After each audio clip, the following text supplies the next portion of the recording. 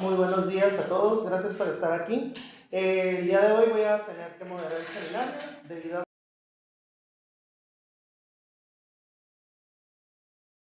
que acompaña un invitado especial por parte de la doctora Berta Redondo. Es el doctor Alfredo Olivera Galvez, es profesor de la Universidad Rural de Pernambuco en Brasil.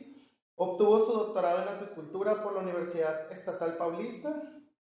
Su carrera, el doctor realizó postdoctorados en tecnología de bioflux en Waddell Mariculture Center en Carolina del Sur, Estados Unidos, y en biotecnología de microalgas en la Universidad de Almería en España. El doctor Olivera es autor de varias publicaciones en revistas de alto impacto.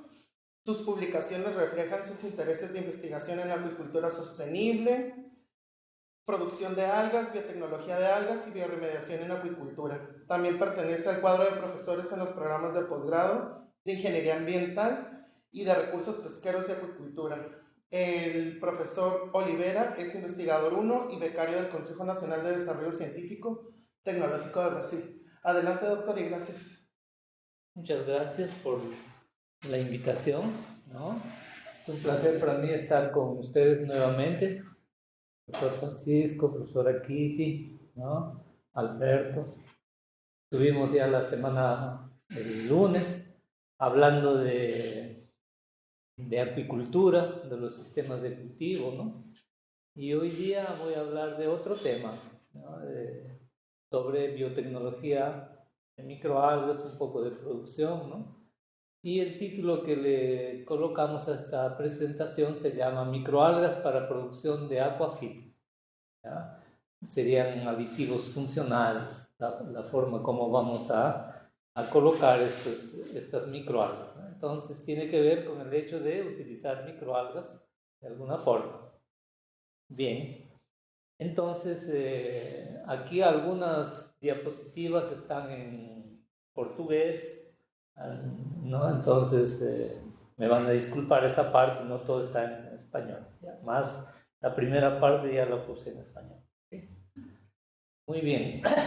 Entonces, como decíamos el lunes pasado, ¿no? El crecimiento de la agricultura en los últimos años siempre se ve constante, ¿no? Se ve constante en diferentes países, en América Latina, y eso es muy importante para nosotros porque tenemos crecimiento de peces, de crustáceos, de moluscos, inclusive de las macroalgas. Doctor, ¿nos permite para compartir la presentación para que nos están viendo en el seminario en línea?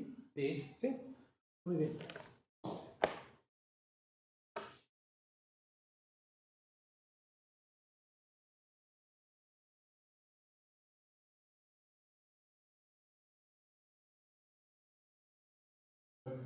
Okay.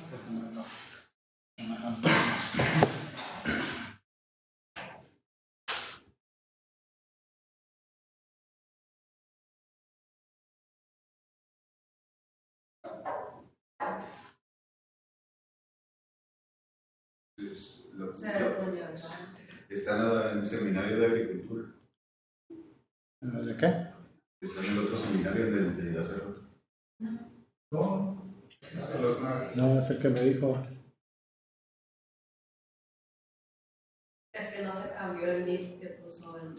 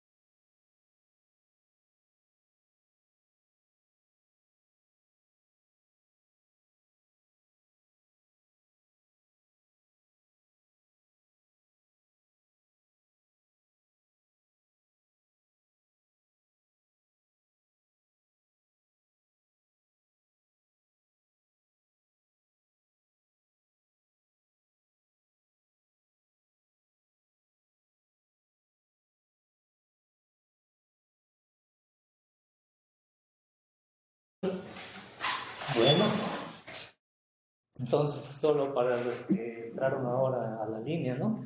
El título del trabajo: microalgas para producción de aquafeed, aditivos funcionales. Como ya me presentaron, soy el profesor Alfredo de la Universidad Rural de Pernambuco, Brasil.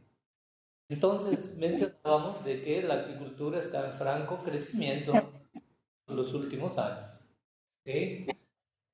Entonces aquí podemos ver de que esa acuicultura tiene que ser de alguna forma llevada con buenas prácticas de manejo. Tienen que existir buenas prácticas de manejo en el sistema de cultivo de camarones, de peces, de los moluscos, y en todo esto las microalgas tienen una participación importante en esos manejos de cultivo sostenido, ¿no? Bien, entonces quería hablar, ¿no?, de que toda nuestra actividad de agricultura siempre está en los conceptos de sustentabilidad, ¿ya? Siempre nosotros vinculando la parte ambiental, la parte social y la parte económica, ¿no? Entonces procuramos tener una gestión responsable de estos recursos acuáticos, y también inclusive con las nuevas innovaciones que se están realizando en este sector.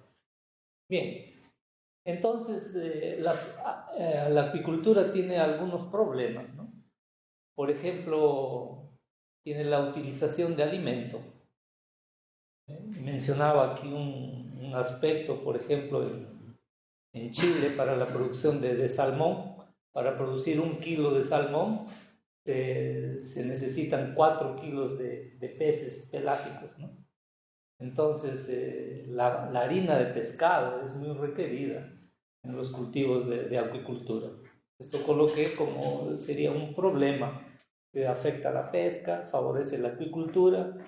Entonces, de alguna forma, la sustentabilidad nosotros tenemos que tornarla en equilibrio y no afectar a la seguridad alimentaria del planeta. O sea, no retirar alimentos de uno para dar otro, ¿no? Y la acuicultura muchas veces depende de la harina de pescado, ¿no? Entonces, coloco esto como un punto interesante, ya que la harina de pescado, por ejemplo, 20 años atrás, costaba $500 la tonelada. Y hoy día cuesta $2,000 la tonelada. Y la acuicultura mucho vive de la harina de pescado. Entonces, no podemos estar dependiendo de ese recurso por todos esos motivos, ¿no? Aquí tengo un cuadro donde hay la presencia de hoy día la utilización en porcentaje de harina de pescado, de algunos recursos pesqueros, ¿no? Por ejemplo, tenemos el salmón, que utiliza 16% hoy en día, ya bajó bastante. Y tenemos la tilapia, que usa muy poco, por ejemplo, solo 2% de este recurso, ¿no? Bien, entonces veo esto porque en una producción en acuicultura nosotros pasamos por diferentes etapas, ¿no? Y siempre vinculadas a esa parte de la alimentación. Por ejemplo, en los camarones marinos tenemos toda esa parte de reproducción y maduración, tenemos la larvicultura, tenemos las maternidades, que hablamos la semana pasada, y a todo esto nosotros tenemos esa producción de microalgas que pueden abastecer esos sectores. Entonces las microalgas ya son importantes factores, ¿no?, en todas esas fases de cultivo en acuicultura. Puede entrar como alimento en biomasa seca para aquí, puede entrar como alimento vivo aquí, puede entrar como alimento vinculado a cultivos simbióticos por las maternidades, etcétera, más las microalgas siempre de alguna forma están presentes, ¿no? Entonces, en los centros de producción comercial, la producción de microalgas generalmente es de, vamos a decir, 30,000 litros por día, 100,000 litros por día, dependiendo del tamaño de las hatcheries, de los laboratorios. Bien, entonces todo esto se lleva a que también se tienen que tener en estas partes de cultivo toda esa engorda, ¿no? Se deben tener plantas de procesamiento y todo eso vinculado al alto gasto de energía que se tiene en esos sectores, ¿no? Entonces, más o menos esa es una acuicultura donde nosotros podemos ver de que tenemos actividades en la etapa de larvas, de producción de larvas, de alevinos, en la producción de juveniles, en la producción de adultos, ¿no? Entonces vemos con una apicultura una verdadera industria en este sentido. Ahí dentro de esta industria nosotros vamos a destacar la presencia de las microalgas, del fitoplancton, tanto a nivel de laboratorios como a nivel de cultivos en el medio ambiente, y la presencia también de zooplancton, ¿no? Aquí, por ejemplo, tengo unos rotíferos, tengo unas dafnias, ¿no? Cladóceros, tengo unos branquiópodos, las artemias, que son bien conocidas, utilizadas en esa parte de apicultura como alimento vivo, ¿no? Entonces, microalgas o plancton son el alimento vivo para esa apicultura. Nosotros destacamos, ¿no?, en ese alimento vivo la presencia de diatomeas, pectóceros, thalassiosira, esqueletonema, que son importantes porque generalmente tienen ácidos grasos poliinsaturados, ¿no? Los omega 3, los omega 6, ¿no? Ácidos grasos de cadena de 20 carbonos, de 22 carbonos, ¿no? Los famosos EPA y DHA. Entonces, eso de ahí utilizamos mucho como alimento vivo porque estos son los que soportan esas fases iniciales en los cultivos en la apicultura. Tenemos otros clorofíceos como tetracermis, lunaliela, en el caso de cultivos marinos, o cenedesmos y clorela en el caso de cultivos de agua dulce, ¿no? Y también tenemos la presencia de zooplancton, ¿no? Entonces los zooplancton también se vienen utilizando. Se utilizaron mucho al inicio, en 1930, cuando se cerraban los ciclos biológicos de algunos peces y de algunos crustáceos. Y últimamente están de moda, ¿no? Los últimos años, en nuevas formas, ¿no? En Asia hay un sistema de cultivos aquamimicrae que trata sobre la producción de copépodos, en otros la producción de estos copépodos en biofloco. Son diferentes sistemas de producción, ¿no? Ahí tenemos los sistemas de producción de microalgas, que aquí vienen varios laboratorios, ¿no? Siempre sabemos, utilizamos un medio de cultura, ¿no? Tenemos N cantidad de medios de cultura dependiendo de lo que se quiera cultivar. Aquí nada más como ejemplo eso de ahí. Esa producción de microalgas, ¿no?, se pasan para mayores tamaños, mayores volúmenes, ¿no? Esto ya es en laboratorio de producción comercial, ¿no? Y podemos tener producción, por ejemplo, de ketóceros, thalassiosira, son en estos tanques para la producción comercial, así como la producción de zooplancton, todos ellos importantes para la larvicultura. Aquí tengo un ejemplo de la larvicultura de camarón marino, ¿ya? Entonces, camarón marino en sus diferentes fases larvales requiere de diferentes tipos de microalga como alimento vivo.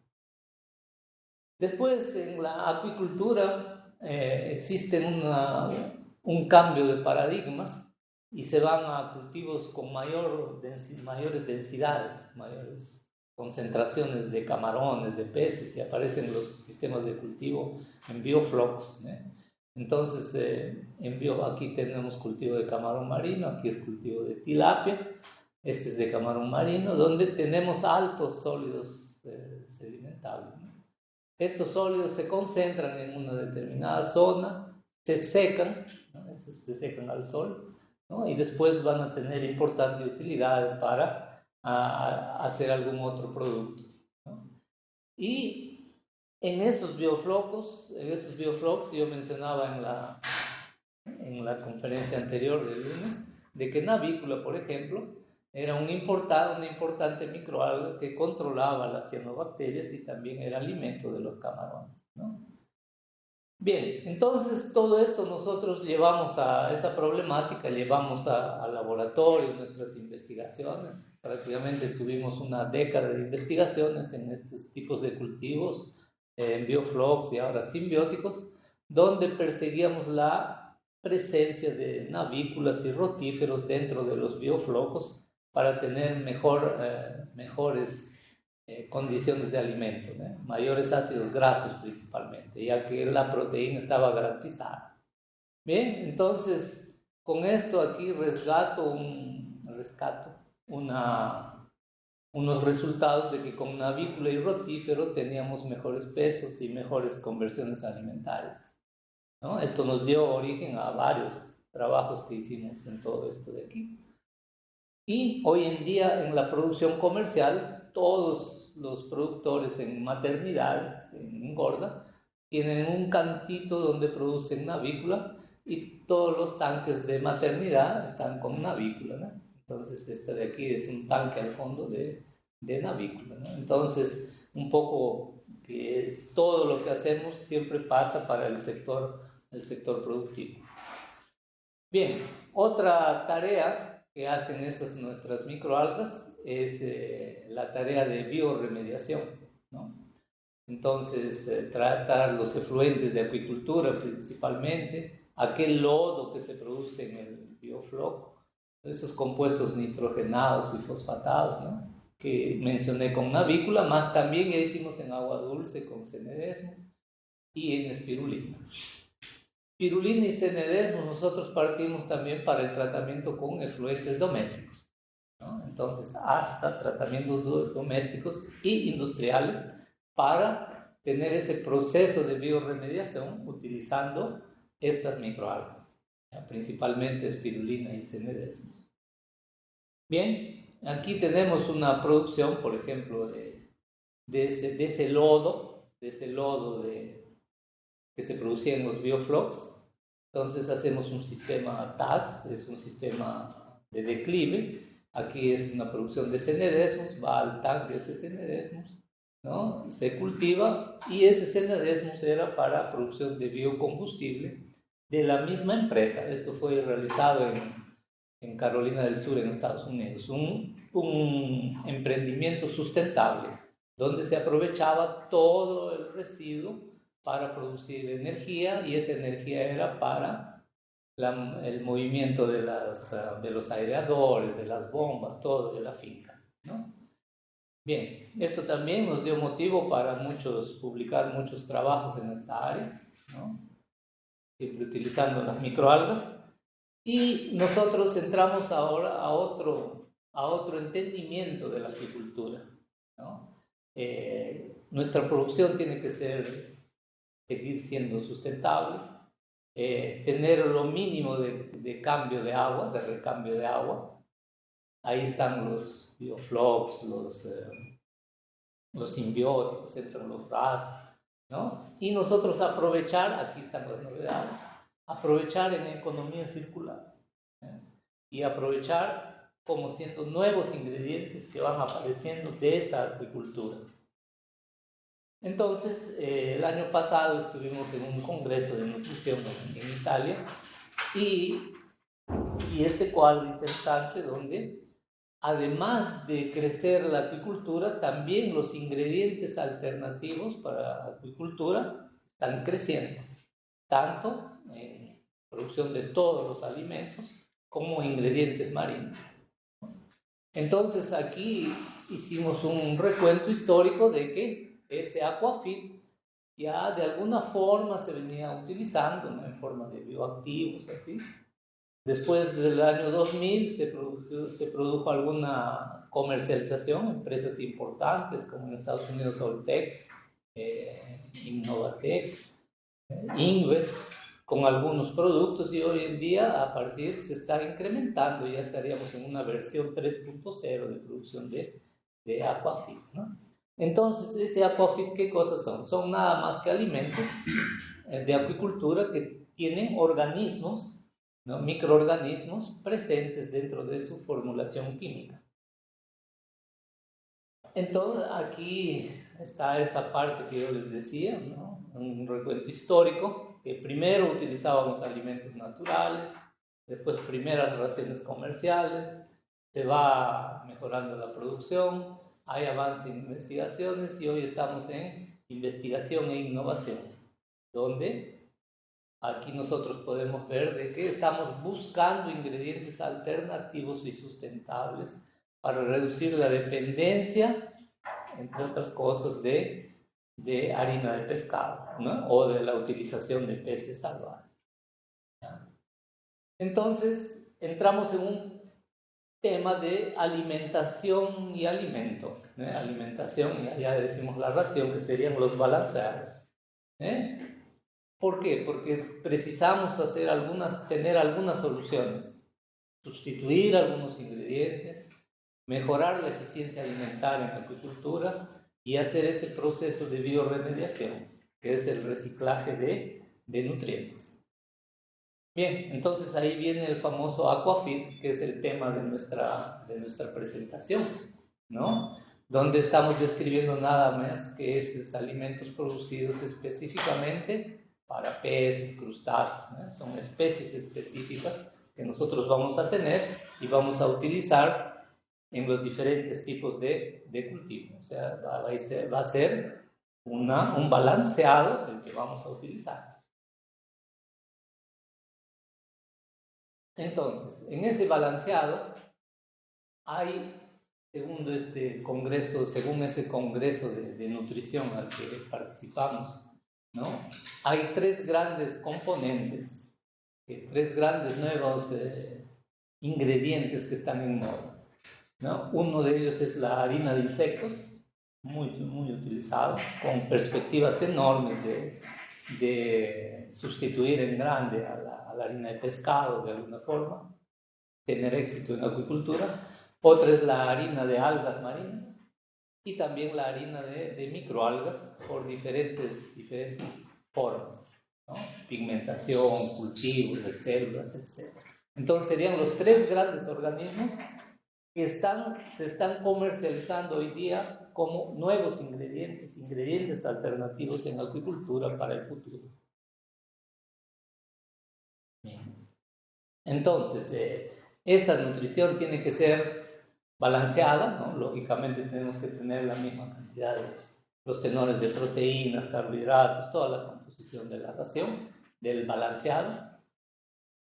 Y aquí nosotros dentro de esa ración vamos a incluir aquel alimento vivo que utilizábamos como siendo alimento de camarones y peces. O también vamos a utilizar las bacterias como siendo los probióticos.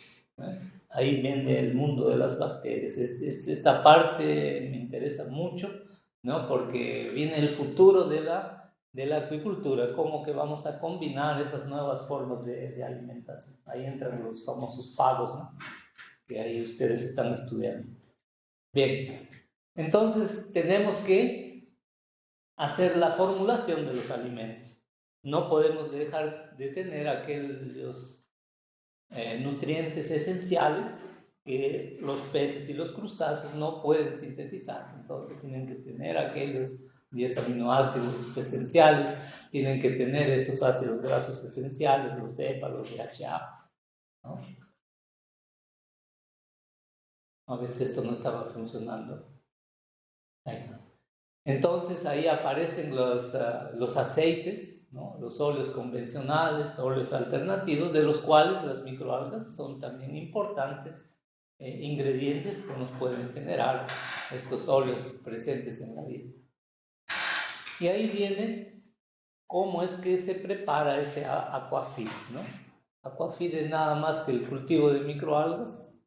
Nosotros pasamos por esa parte del cultivo de microalgas, llegamos a una extracción de biomasa, después vamos a secar, ahí la podemos obtener esa biomasa por filtración, por centrifugación, etc. Puede haber floculación, decantación. Después pasamos al proceso de secado de esta biomasa, ¿no? Que va a ser simple en laboratorio y después un poco más complejo cuando es a nivel comercial y súper complejo cuando es como siendo un ingrediente, como por ejemplo el spray dryer que se utiliza para eso. Y al final tenemos esos compuestos, ¿no? Que sería en harina completa, sería en polvo, sería el aquafeed. Ese debería ser el aquafeed. Active feed es cuando esos microorganismos presentes dentro de esa biomasa seca tienen una función, son activos, por ejemplo, antioxidantes, antimicrobianos, antivirales, pueden ser inmunomoduladores, ¿no? Entonces ahí hoy en día ya se está diferenciando Aquafit y ActiveFit, ¿no? Más nosotros por en cuanto estamos llamando esos de Aquafit, o sea, aquel alimento vivo que está hecho harina, ¿no? Y no es aquel bioactivo, porque el bioactivo nosotros separábamos, por ejemplo, el ácido graso separado o algún pigmento o algún aminoácido, ¿no? Aquí va toda la biomasa y nosotros sabemos qué porcentaje está presente aquí. Y eso es lo que en el mundo se está comercializando hoy en día en acuicultura. Si nosotros vemos las fábricas de raciones, incrementaron en 300 a 400% la compra de estos aditivos que le llaman en forma de Aquafit. Bien, entonces ahí entran esas microalgas en la formulación de Aquafit, ¿no? Ahí tenemos microalgas, tenemos cianobacterias, tenemos clorofisias verdes, rojas. Entonces todas ellas van a tener alguna función, ¿no? Alguna mejora dentro de esa formulación de esa ración Aquafit. Entonces, cuando cultivamos el peso del camarón, tendremos que tener mejor crecimiento, mayor eficiencia. Entonces, el resultado de ese Aquafit nos reflejará en un resultado de tener mejores crecimientos o tener mejor salud, que ellos sean más resistentes a, por ejemplo, ataques de bacterias, a virus, ¿no? Entonces, aquí entra todo el sistema de salud única que nosotros conocemos, ¿no? One Health, donde se preserva el animal, el alimento y el medio ambiente. Entonces, justamente el medio ambiente, porque a la hora de fabricar y tener esto, se tiene que tener un menor impacto posible en esta formulación de raciones, ¿no? Entonces, allí nosotros vemos cómo es que tiene que ser ese Aquafit, o tiene que ser sustituyendo a determinadas cantidades de proteínas, carbohidratos, o puede ser simplemente un suplemento como aditivo, o puede participar en una estrategia de formulación para atender algún problema específico de alguna especie, ¿no? Entonces hoy en día se están utilizando de las diferentes formas. Tal vez de la mayor forma es en forma de aditivos, ya que aquí se necesitaría una producción muy grande de biomasa y a veces imposible en estos momentos por el cuanto. Entonces, como les decía, cada especie tiene su requerimiento especial. Entonces, para cada pez nosotros encontramos cada microalga que puede ser importante en lo que se necesite para ellos, sea forma carnívora, sea forma herbívora, ¿no? Por ejemplo, nosotros estábamos en un proyecto con los italianos que ellos producen trucha. Entonces la trucha es en agua limpia. Ellos tienen ración para los alevinos. Sí, pero los alevinos necesitan astaxantina. Entonces, ¿de dónde viene la astaxantina? De las microalgas. Entonces es un aditivo, ¿no? Las microalgas dentro de la ración de la trucha, ¿no? Y así lo mismo con el salmón, etc. Y así en cada pez existe alguna necesidad de utilizar microalgas para alguna función, ¿ya? Entonces, todos estos requerimientos pueden ser específicos, ¿no? Y vamos a juntar junto a otros ingredientes, ¿no? Esta es la astaxantina que decíamos que se utiliza en ese proyecto. Este de aquí es nuestro laboratorio de microalgas allá en Pernambuco, ¿no? Solo de microalgas. Pequeño, tenemos solo dos reservorios, uno de agua dulce y otro de agua marina, que es focado más para investigación, ¿ya? Del cual voy a estar hablando más adelante. Bien, entonces ahí en nuestro laboratorio tenemos toda esa producción de microalgas como alimento vivo, ¿no? Ahí producimos hasta algunos, este es lo máximo de volumen que producimos para validar algunos proyectos, más básicamente son tamaños experimentales, como hacemos esas microalgas, ¿no? Son alumnos de pregrado, alumnos de posgraduación, básicamente, los que forman el equipo del... Entonces nosotros comenzamos a producir algunas algas, ¿no? Para ser aquel aditivo. Aquí tenemos, por ejemplo, la producción de astaxantina a partir de Hematococcus fluvialis, ¿no? Hematococcus es verde inicialmente, más después hacemos algún cambio dentro del cultivo para obtener esta astaxantina, ¿no? En una fase cística. La anterior era un ciclo vegetativo. Entonces, en esta fase cíclica, nosotros sometemos ese hematococcus a un proceso de estrés, ¿no? Primero la luz, ¿no? Cuando está la fase vegetativa es normal. Antes de pasar a la fase cística, duplicamos la luz, LED, y también incrementamos una parte de carbono, ¿no? Entonces colocamos carbono orgánico y luz, y rápidamente, así en 17 días, hay el cambio para esa coloración, lo que es una producción entre 80 y 95% de astaxantina, ¿no? Entonces, aquí nosotros tenemos el proceso de obtención de esa biomasa de hematococcus para tener la astaxantina, ¿no? Entonces, ya se tienen cultivos también en larga escala, ¿no? Básicamente todo ese proceso de fotosíntesis, la parte vegetativa, y aquí la parte cística, hasta llegar a toda esa parte de colecta y obtención de la astaxantina en el laboratorio, ¿no? Muchas veces nosotros nos quedamos aquí, en esta biomasa, ¿ya? Aquí ya es importante para hacer alimento aditivo. Muy bien. Entonces, cuando formulamos una ración para acuicultura, ¿no? Nosotros tenemos tanto de proteína, 35, tanto de lípidos, 12, 13, carbohidratos, y vamos colocando ingredientes, ¿no?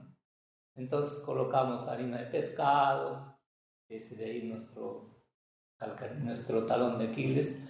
Tenemos óleo de pescado, otra forma.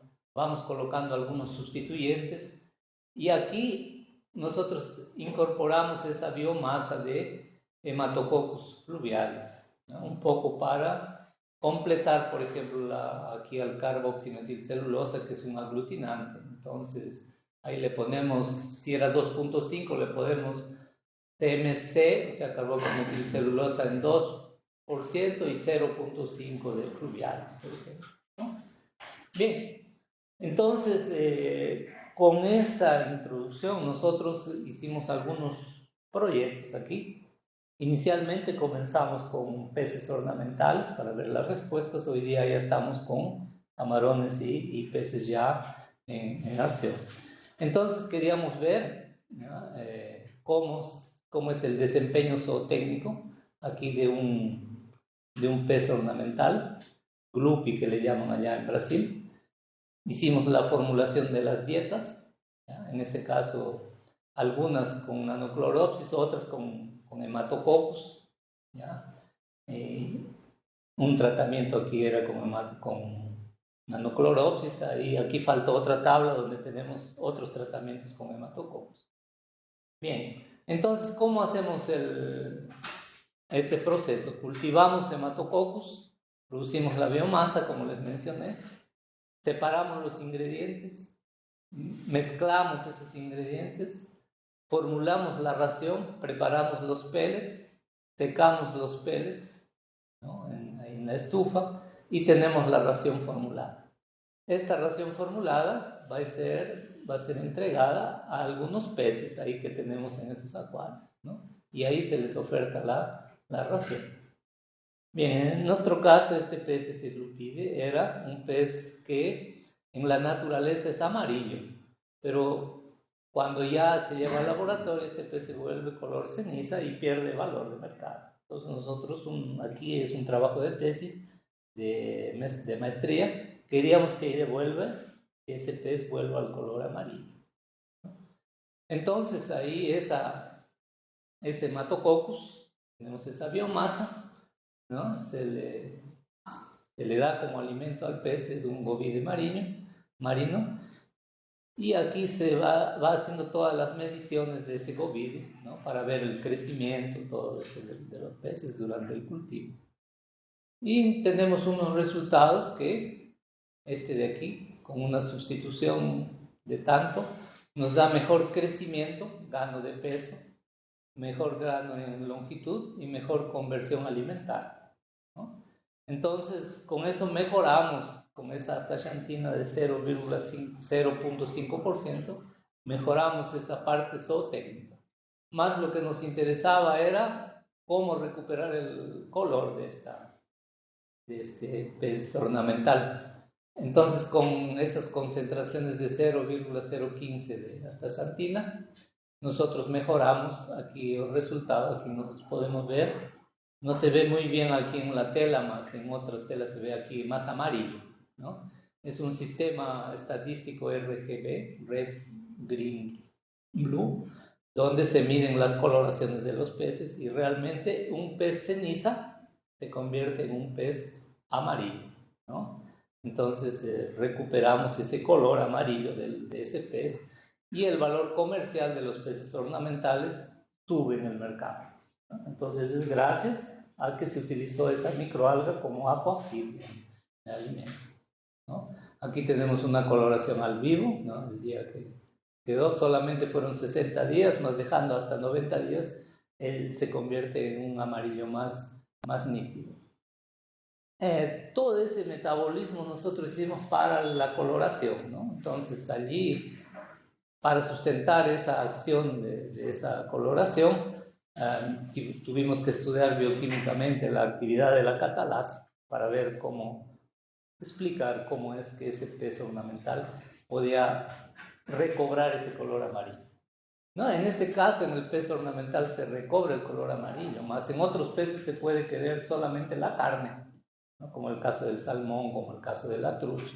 Entonces, dependiendo de cada pez, tenemos que focalizar hacia dónde vamos a utilizar ese aquafeed. Entonces, estas microalgas van a actuar directamente sobre el pez desde que sea el alimento nutricional. Una cosa es la respuesta zootécnica, el crecimiento, y otra que ahora nos está llevando con mayor intensidad es la respuesta inmunológica. O sea, este pescado, este pez, con ese aquafeed debe tener mayor resistencia, principalmente a ataques de bacterias y de virus, ¿no? Estamos en esa línea. En Brasil estamos con el problema del TIP. TIP es un virus de la tilapia que está atacando y estamos utilizando este aquafeed en aleminos para ver cuánto está soportando ese virus. Entonces ya detectamos acciones virales para eso de ahí. Y en los camarones marinos frente a la acción de la mancha blanca, ¿no? Bien. Entonces estamos pasando, ¿no?, de aquafeed, de alimento vivo para aquafeed, y lo mismo pasa en el zooplancton, ¿no? Entonces nosotros, por ejemplo, aquí tenemos producción de esta Daphnia, un cladócero, ¿ya? Solo que esa Daphnia la hemos producido con clorela inicialmente, con espirulina, grandes resultados en camarones marinos. Y ahora estamos utilizando esa Daphnia alimentada con hematococcus, ¿no? Entonces, tenemos diferentes etapas de hematococcus. Y también aquí se modifica la composición bioquímica de este zooplancton, de la Daphnia. Y después la Daphnia es alimento del camarón, ¿no? Entonces, para que ustedes solamente vean aquí, aquí está alimento vivo, más la verdad es la Daphnia, ¿no? Ya con ese hematococcus, y aquí un camarón normal. Entonces, ¿cómo es el aquafeed? Nosotros vamos a hacer esa harina de zooplancton, en este caso de harina de Daphnia alimentada con hematococcus. Más la verdad, quien está dando respuesta al crecimiento, en este caso del camarón, no es la Daphnia, sino es el hematococcus que está dentro de la Daphnia, que está en la harina de la Daphnia, ¿no? Entonces ahí tuvimos diferentes tratamientos y nos van a dar mejores resultados cuando alimentados en una determinada concentración dentro de la ración, ¿no? Allí, no, solo quería aquí, una foto faltó aquí, solamente para ver la diferencia entre el camarón alimentado con Daphnia y sin Daphnia. Bueno, por otro lado, nosotros ahora estamos haciendo un consorcio entre las microalgas y el zooplancton, ¿no? inclusive a diferentes salinidades, porque la tilapia ya se produce en agua dulce, más están incursionando en pequeñas salinidades. Y el camarón marino, que era de 30 a 35 partes por mil, hoy día se está cultivando hasta 0 de salinidad. O sea, se ha interiorizado bastante. Entonces allí estamos probando este alimento, un consorcio Daphne Chlorella, ¿no? Con toda esa implicancia sustentable, ¿no? Para ver cómo se utilizan los diferentes nutrientes. Entonces aquí tenemos, ¿no?, esa producción primero de la microalga verde que pasa a roja, el Hematococcus. Aquí la producción de Daphne y aquí la harina de Daphne. Ahí sí, entonces hacemos una comparación, ¿no?, entre los resultados, niveles de inclusión de esa harina de Daphne, y aquí nosotros tenemos la diferencia con la harina de Daphne alimentada con Hematococcus y un control, ¿no?, sin Daphne, ¿no? O sea, ellos nunca utilizan. Entonces este es un resultado de Aquafit, ¿no? Y esto se va a ver reflejado cuando llevemos el camarón a los viveros y tenga esa respuesta inmune que lógicamente va a ser mejor. Entonces tenemos varios desafíos, como les mencionaba. Ahora estamos incursionando a peces de corte. En el mundo ya comercializan Aquafit bajo la forma de plancton artificial, alimentos para fortalecer acuicultura, etc. Hay varias empresas, más nosotros estamos con todo ese desarrollo tecnológico, ¿no? Llamamos una innovación tecnológica para entrar en esa industria de Aquafit. Entonces ahora nosotros estamos mezclando esa nueva propuesta que es la utilización de insectos. Esto todavía no hemos hecho, hemos ganado el proyecto, todavía no hemos hecho. Vamos a tener 2 tipos de insectos, larvas de insectos, enriquecidas con espirulina, con artrospira, y que nosotros vamos a hacer una caracterización cuanto a proteínas, ácidos grasos de este alimento, de ese insecto enriquecido con espirulina. Y seguidamente pretendemos hacer unos desafíos en el crecimiento de banamé, ¿no? Entonces pensamos, nuestra hipótesis, mejorar el desempeño zootécnico, mejorar toda esa actividad morfológica y fisiológica intestinal, sabiendo cómo va a ser esa composición centesimal de ese nuevo Aquafit, ¿no? Entonces hoy día, si ustedes consultan la literatura, hay mucho sobre Insect Feed, ese nuevo alimento de acuicultura a base de insectos, y Aquafit, y nosotros vamos a intentar mezclar todos esos insectos y larvas para eso, ¿no? Entonces la acción de los cultivos de microalgas, ¿no?, tienen que llevar ese escalonamiento, hacer en larga escala. Para eso nosotros utilizamos las algas para el tratamiento de efluentes, y esas algas que sobran del tratamiento de efluentes es importante para nosotros como Aquafit. ¿Por qué? Porque esas algas se estresan y tienen de alguna forma algún aditivo importante para acuicultura. Este de aquí es un cultivo de espirulina en capa fina, ¿no?, donde esto de aquí es en España, aquí, ¿ya?, donde se realiza ese tipo de producción, ¿no? Entonces tenemos otros desafíos de otros organismos, ¿ya?, otros sistemas de cultivo. Por ejemplo, aquí tenemos una columna de burbujeo. Este es cultivo de porfiridio, cultivo de Nanocloropsis, ¿no? Aquí ustedes ven un cultivo sin color. No es cultivo, sino se está midiendo nada más que el tamaño de las burbujas y la velocidad de las burbujas para determinar cada microalga, ¿no? Todo eso ya en sistemas automatizados, ¿no?, y pasando a las formas de cultivos de bioreactores. Sé que por acá estuvo el doctor Gabriel Lacien, entonces son fotos de la producción de él allá en Almería. Y en acuicultura tenemos que partir para esos tipos de producción de aditivos en microalgas de este tamaño, que allá ya lo hacen para la industria farmacéutica, la industria alimentaria, ¿no?, diferentes tipos de fotobioreactores. Aquí tenemos diferentes tipos de producción de espirulina. ¿Ya? Y lo que nos interesa es producir esa biomasa, ¿no? Esa biomasa. Aquí está nuestra riqueza, esta es nuestra materia prima para ser utilizada dentro de esos cultivos de esa producción de aquafit. ¿Ya? Entonces, en esa línea de aquafit estamos trabajando con microalgas, es lo que más nos interesa, lo que más sabemos. Más tenemos otro grupo también que quiere aprovechar todo esto en la producción de macroalgas, ¿no? Hay innumerables ficocoloides que se pueden obtener a partir de ellos y entrar como siendo ingredientes alternativos dentro de la receta, ¿no? Allí nosotros partimos para los cultivos multitróficos, esto es en bioensayos, cultivos de peces o camarones marinos con ostras y también con macroalgas, ¿no? Hicimos algunos trabajos aquí con una ulva y también con gracilaria, ¿ya? En fin, y ahí nosotros dentro de ese sistema de producción para elaborar los productos de acuicultura encontramos también algunos residuos o algunas partes que no se pueden aprovechar o se pueden aprovechar mejor, va a depender, ya dentro de los conceptos de economía circular.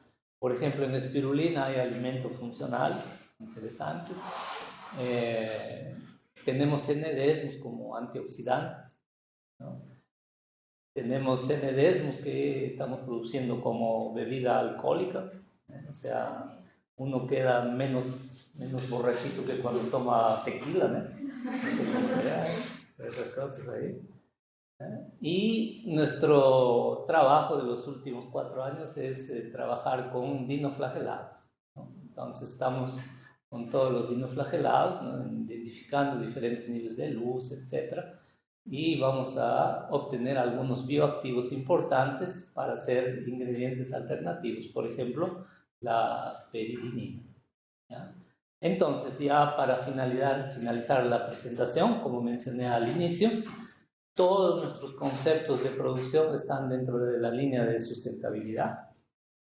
Y esa línea de sustentabilidad entra todo dentro de la línea de economía circular. O sea, aprovechar al máximo todo lo que se pueda, todos los productos y subproductos que se produzcan en todo ese proceso de producción de peces, de crustáceos o de las mismas microalgas, ¿no? Bien, eso es lo que les quería presentar ahora, ¿no? El otro día no agradecí aquí a estos órganos financiadores, ¿no? Que son fundaciones, etcétera, más también tengo empresas de acuicultura que nos sustentan ese cultivo. Ellos son mis alumnos, ¿no?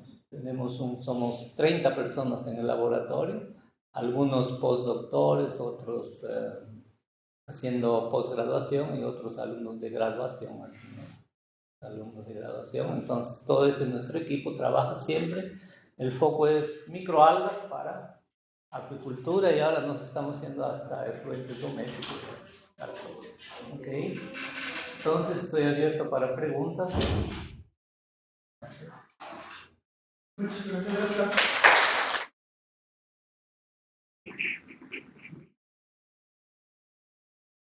Ahora sí pasamos a la sesión de preguntas. No sé si tengan alguna duda o comentario. Si le quieren hacer. Adelante. Buenos días, gracias por la exposición.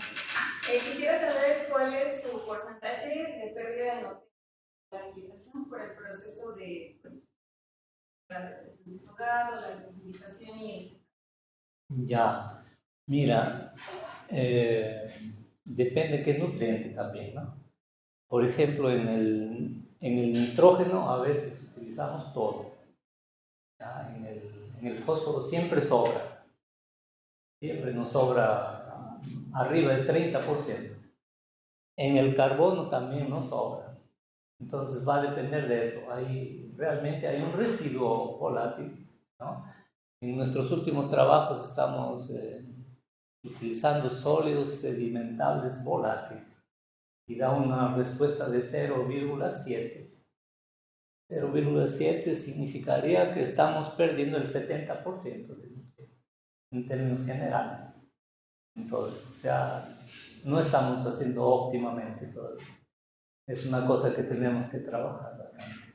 Y se ha proyectado como comercialización, tendría que ser más local si es en biomasa congelada, ¿no? Por ejemplo, los comprimidos, yo sé que se tienen que tomar más comprimidos que si tú tomas la biomasa recién cosechada, conserva más nutrientes, es fresco y no tienes.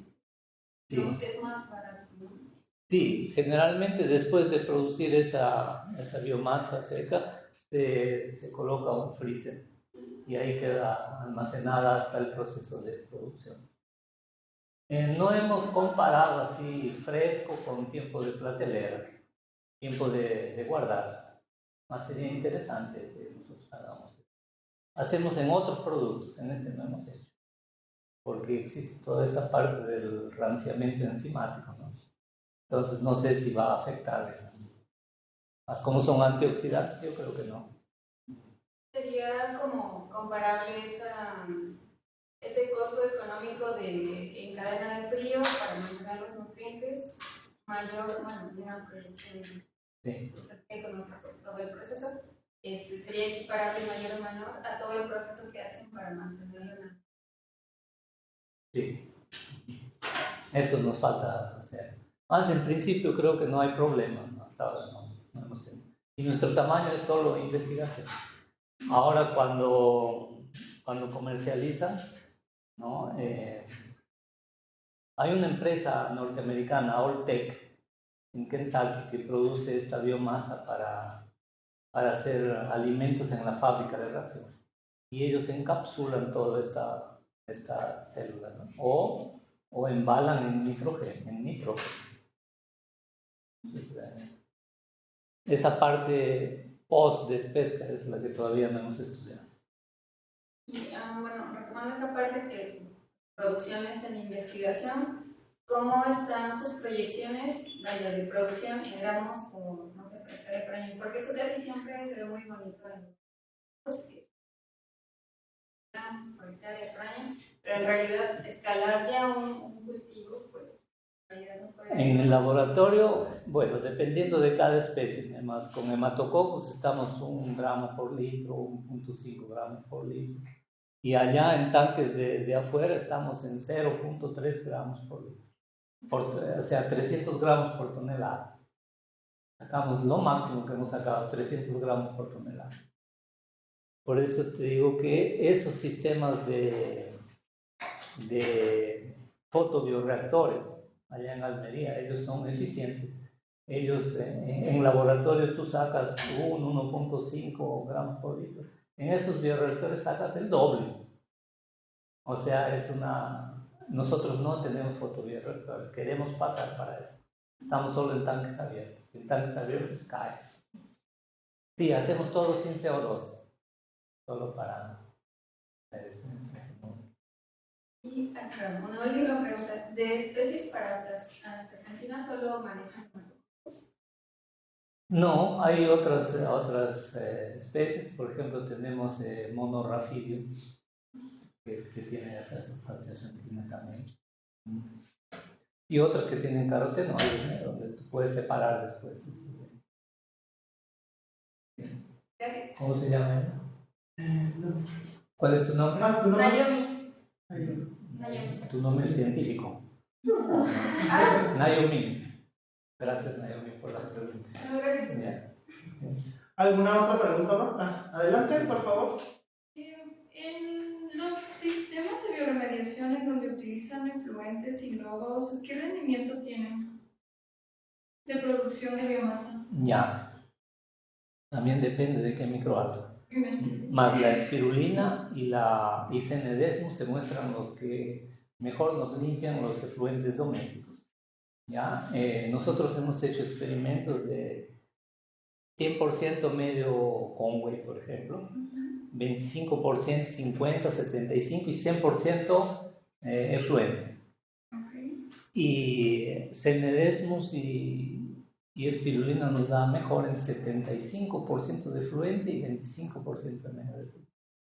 O sea que ellos utilizan muy bien el efluente rico en nitrógeno y fósforo principalmente, efluente doméstico.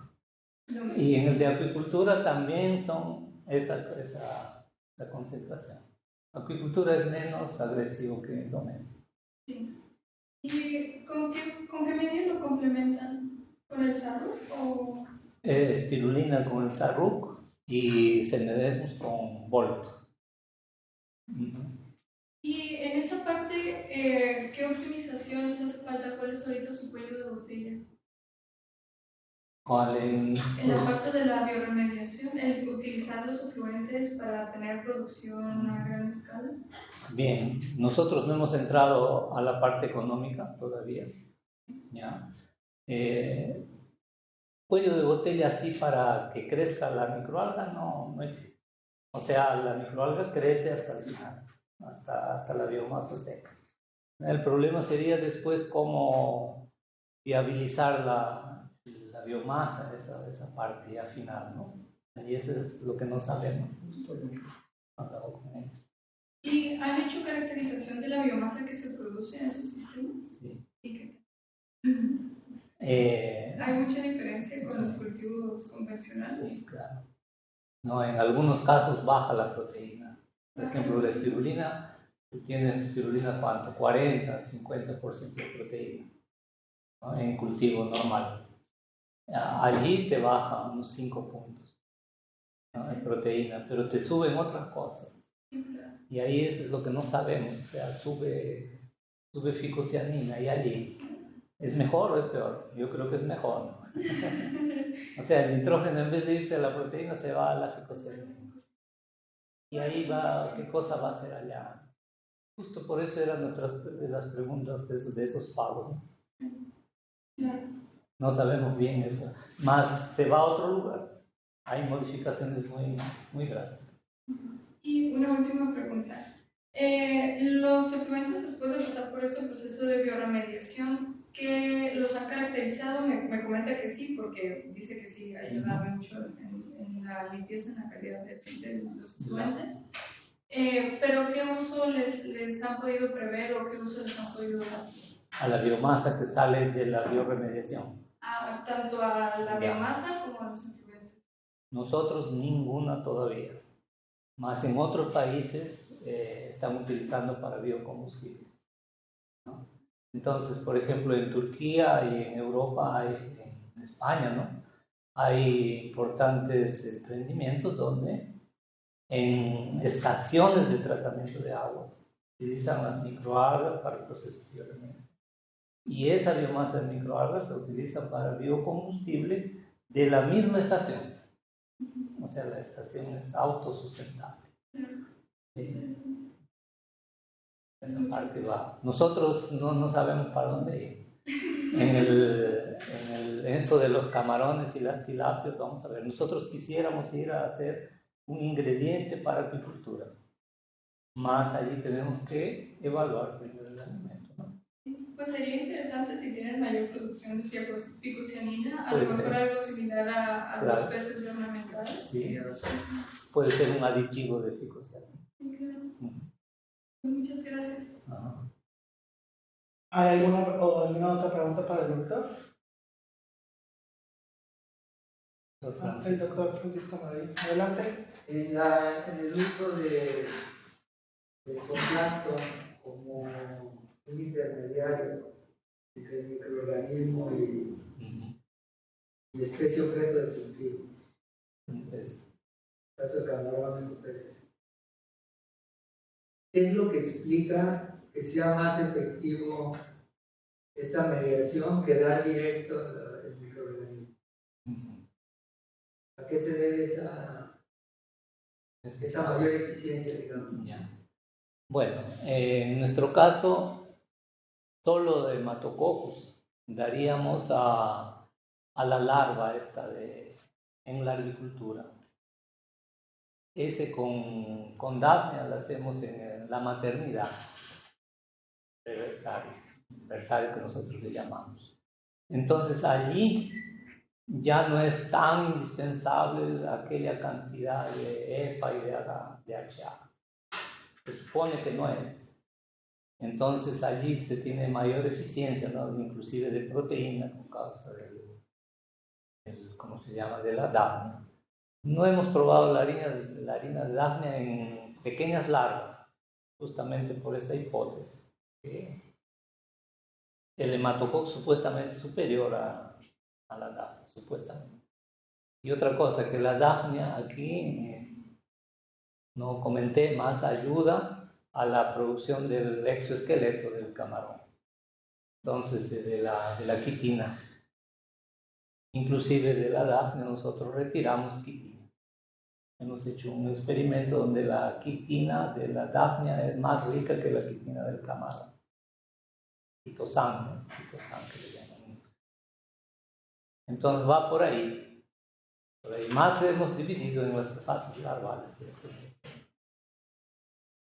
Más interesante su pregunta. Podrá también tener algo que ver. Yo siempre tenía esa duda. A veces la pared celular de las levaduras, la pared celular de las bacterias, de las mismas microalgas, de los quistes.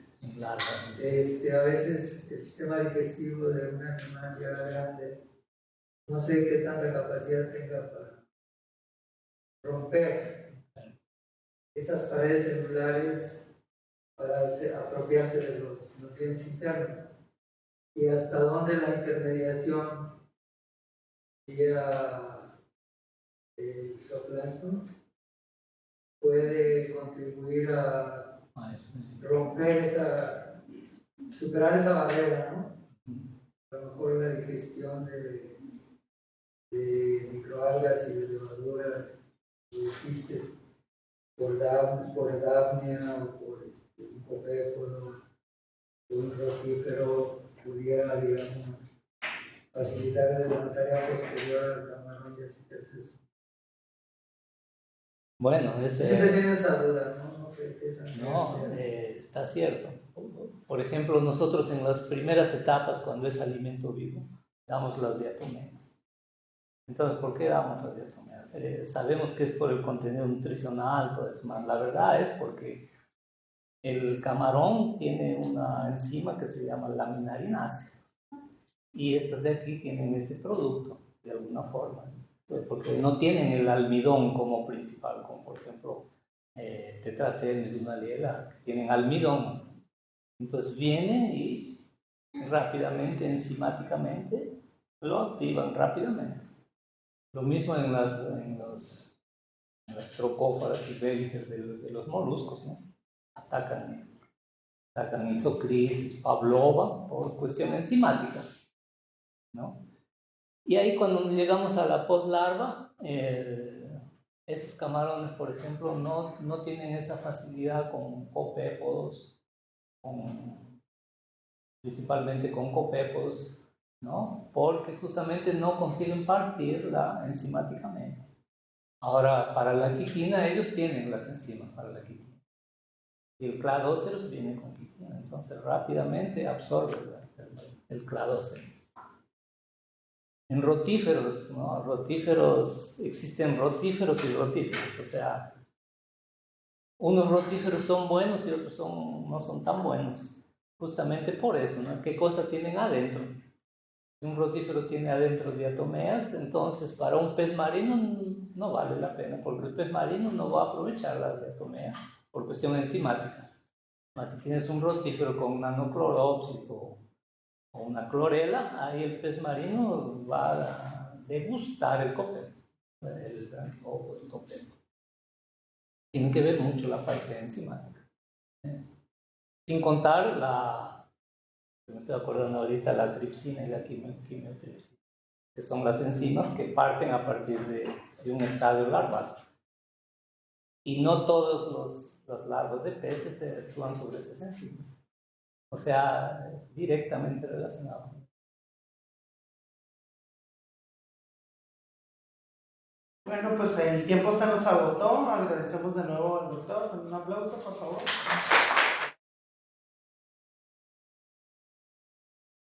Sí, la otra pregunta, doctor, si nos dejaría retransmitir sus amigos. Sí. Lo grabamos. Ok, gracias. Muchas gracias. Gracias a ustedes. Ujú.